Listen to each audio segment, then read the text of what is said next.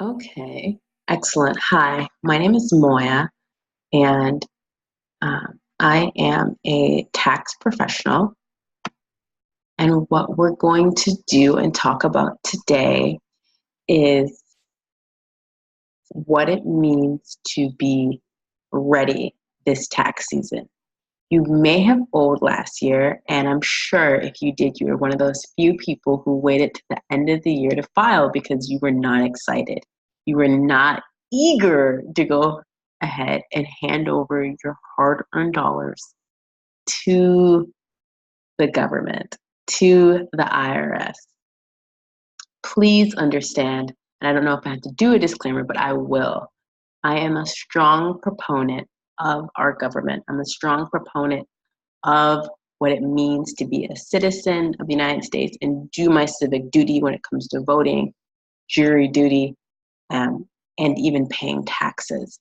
The key here, though, is to really understand what your role is and what your objective is. So, as a citizen, we definitely want to do our fair share.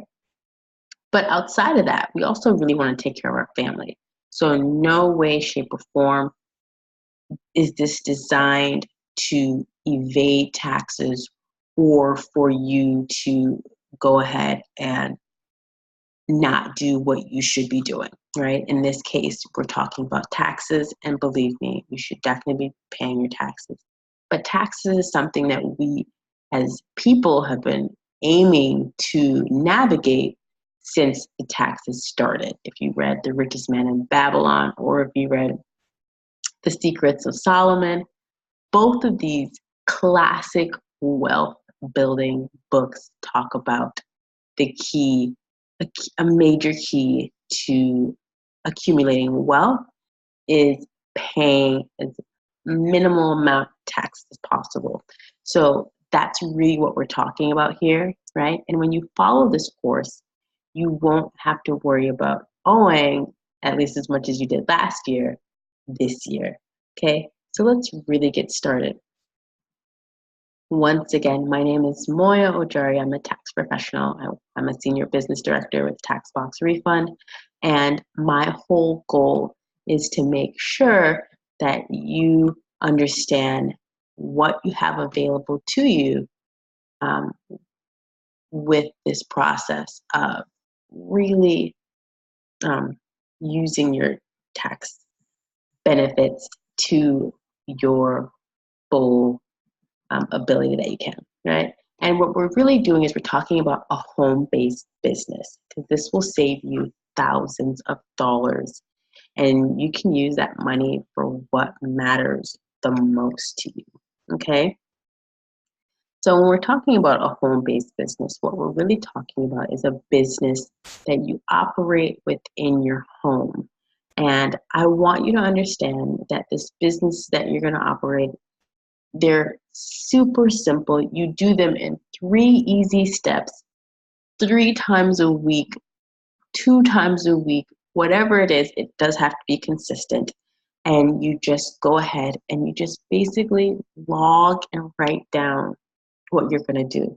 I honestly feel like you designating 1 hour total for the week is worth several $1,000s that you can keep in your pocket at the end of the year.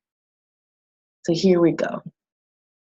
I did put my phone number at the bottom of most of these slides because honestly, I stand behind everything that I put in here. And if you have any questions, please, please, please feel free to call me. So through each of these, we're going to really talk about 3 simple items that will be foolproof that you need for your business. When I say that, I'm saying that these items are really basic in terms of you understanding this is what I need to do at point A, and here's point B, and the line that we're connecting, you see this pencil here, the line that we're connecting from A to B are the action steps that you're taking in order to reach what and where we're trying to go. Okay? So these are the 3 basic things that you are going to need in order to really get this started. you're going to need a mile logbook. Okay? Mile logbook is super, super simple. You're going to need a work logbook. The work logbook is going to track your times and your hours, right? So that's basically you writing down that, hey, I took pictures on this day. I went shopping on this day. I posted items on this day. Uh, that's basically what your work or logbook is going to consist of. And once again, your mile logbook, it's really you writing down, today I went from A to B and I did X, right? When you're writing it down in that way, you're keeping a log of what you're doing. The key here and what the IRS is really looking for is one, consistency to show that, hey, you are working on a business. And just so you know, the IRS defines a business, right? When you say I'm in business, it's really you in pursuit of profit. That's basically what it's saying. You have a desire to be in pursuit of profit. Because that's such an open and vague way they went ahead and defined that, it really gives us the room to say, hey, I do want to operate a business, and this is a business that I see fit. The third thing that you're going to also need are business cards. The reason why you want these business cards is in case the IRS does say, hey, show me something that you really operate a business. Say, hey, these are my business cards right here. I know these things all sound very simple and basic. That's because they are, number one. But the other thing is really the IRS, honestly, they're not really looking to go ahead and leave you in the dust. They don't want to throw people in jail. It's not really their objective. Their objective is to say, hey, we have a system in place, and we just want to make sure that you're following the system. So what we're doing here and what you're going to understand throughout this course is just you really abiding by the system that they put forth and you just playing the game that they've set up, right? So with establishing these businesses in these three core tenements, right? The mile logbook, the work logbook, and the business cards. As you can see here, I did not include the home office. The home office is something that's definitely entitled to you because you are operating a home-based business. But one of the things that I always tell my tax clients is that you really want to stay aligned as possible with a little curve if you have to do a little curve, right? And what I'm saying about this little curve is if you missed a couple days logging your mile logbook, or if you missed a couple days logging in your work logbook, we still are able to go ahead and produce something if you were ever to be asked to show proof. Now, when it comes to the home office, it really increases, as they say, your chances of an audit, which is true. But what I want you to think about throughout this whole thing is that your chances of an audit overall are very, very slim. What we want to do is have all the documentation needed in the instance that they were ever to ask. With that being said, it's still always good because what they consider a home office is just a designated area that you do your work.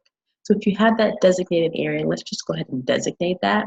And if you really want to write off your home office, I really suggest that you call me or that you get other assistance from a tax professional to give you an idea of the best way to go about doing that, because it's a percentage of the office that you write off according to the percentage of the time that you used it. So it can get a little tricky and you just want to make sure it's accurate. So I put the three basic things on there that you can definitely do without a problem. The next thing that you want to do is say that you are open for business. What does this exactly mean? This means that you're going to post on social media. You're going to set up a Facebook business page. In this Facebook business page, what you're going to do Okay. So when you're setting up on social media and you set up a Facebook business page, it's extremely, extremely easy. The whole idea behind this Facebook business page is to really almost double the way you are doing a logbook, right? Because the things that you're going to post, the pictures that you're going to post, the different, if you're going to do invitations or things that you're selling, any of those things that you post um, on Craigslist, you're also going to back it up and post it on Facebook. The reason why I say do that is because I really, really want us to have another form of a logbook associated with pictures. And the reason why this is great is because it keeps a logbook for you. You're already accustomed to it if you're on Instagram, Facebook, if you do any of these things on social media, you're already accustomed to taking a picture of something and then just going ahead and posting it. So what we're going to do is, because we've designated this Facebook business page, and the great thing about a Facebook business page is it's not 100% revolved around your likes or anything of that nature. It's just basically, I want you to think of it like an interactive business card that can also double as a resume, and in this case, most importantly, act also as an interactive logbook. The next thing that we're going to do is Craigslist. And what we're doing with Craigslist is, once again, depending upon which of the niches you decide to do, Craigslist is going to be the place where you're going to post your services. So if you're a photographer, you're going to post services on Craigslist. Okay? If you want to resell clothes, you're going to also post your services on Craigslist. And the great thing by doing that is Craigslist gives you an opportunity to say, hey, I posted my services here. I am in pursuit of profit. That's the key. We really want to stick to what the IRS is saying and doing it according to what works best for them. The next thing are photos. Photos, photos, photos. I will drill it in you to understand it. You want to take photos of everything. You want to take photos of the receipts that you're using. You want to take photos of you taking photos. You want to take photos of the clothes that you're selling. If you want to do the event planning part, you're taking photos of the events that you're doing. Here, what we're really focusing on is photos, because once again, we just want to prepare for not necessarily the worst. I really don't like when people say it that way, but we want to prepare and know that we're confident and comfortable in what we're doing when we're filing our taxes. Because remember, there's nothing that you can really hide. And if you are, you can only do it for so long. So the best way to do it is to just do it right, okay? So what I'm saying by doing it right is you're just gonna actually go ahead and take photos of these things just in the instance you can say, hey, this was my event that I held on June 23rd. This was me going out preparing for photos on September 9th, right? This is me going to the store and putting together the different outfits that I'm going to use to resell. And you did that on January 11th, okay? You just really want to keep track of these things, and photos is really one of the best ways to do so. All right, so I'm sure you're wondering now, can I just pick anything, or do I have to pick one of the things? So this is what I suggest.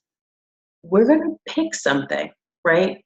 You can, in theory, you can pick anything you'd like in order to go ahead and write and start this home-based business, so you can use it as a tool to reduce your taxes, definitely. But what I want to focus on here is giving you 3 options that you can do that really best fit your schedule and your highest spending category. Because remember, in this whole idea of getting a home-based business, we already know that you work quite a bit, because clearly you owe money for your taxes. So they're going to only take tax money from somebody that's working, right? So we're not trying to add like a full-on second job. What we want it to be is we want it to be something in line with what you already do. Also corresponding with the area that you spend the most money in. So what we're really going to focus on are three areas. The first one being shopping. If you love to shop, shopping, you can become a clothes reseller.